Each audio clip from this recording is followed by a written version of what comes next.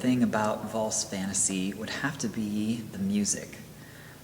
It is a lush, sweeping score with this wonderful rhythmic undertone throughout the whole orchestration, and it just makes you want to dance. I think that that's part of the genius of a lot of George Balanchine's work, is that he knows so much about the score and about the music that the way he constructs the steps, it's almost like, what other movements would you possibly do?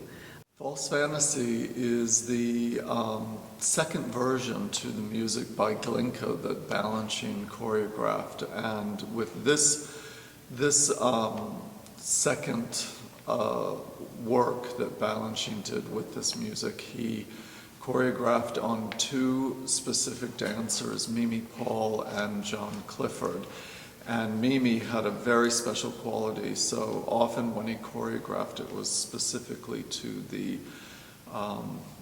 beauty and the special talents of a special person. And with Mimi, she was a jumper and very energetic and very lively and a bit flirtatious even. And this piece encapsulates all of that with this wonderful romantic Russian music by Glinka.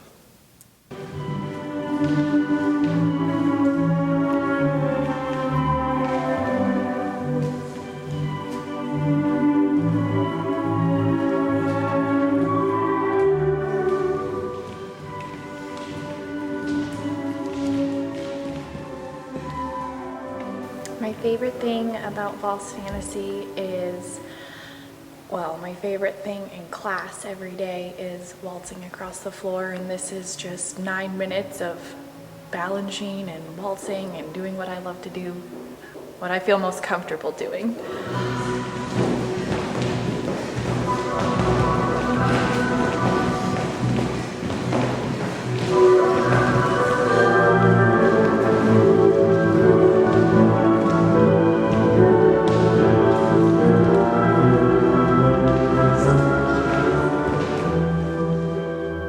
Valse Fantaisie is probably one of the top 5 most aerobically difficult pieces. Any dancer who has done it, I don't think I know anyone who has stepped away from it calm and cool. Almost everybody collapses at the end and is just gasping for breath, and it's a very you have to be in great shape to do this ballet and to get through it. The most challenging part of Valse Fantaisie is how fast it is.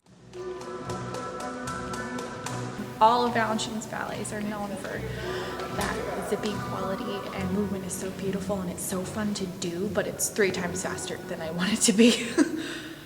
The music is so gorgeous, and then the intricacy of the choreography, though it seems so simple, you waltz here and you waltz there, the way that Balanchine played with the rhythms and how he organized that same waltz step over and over again keeps making it interesting and very easy to look at, yet it's very hard to execute.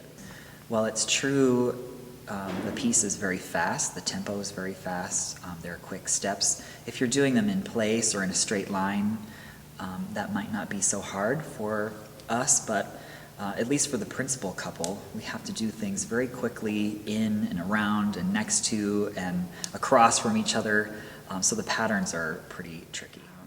It is such an honor to be able to dance something like Valse Fantaisie.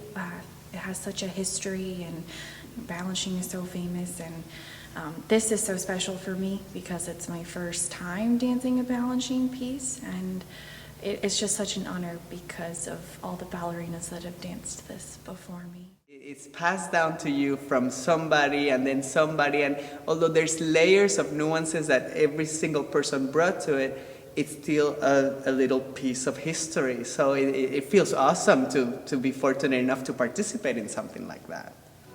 It's a tough act to follow because all of them know that there are generations before them who have made careers by doing ballets like Valse Fantaisie. And So they have to step up to the plate and they really have to deliver. And so for the audience and for the dancers, it's a very good experience, and it's something that everybody grows from, the audience and the dancers.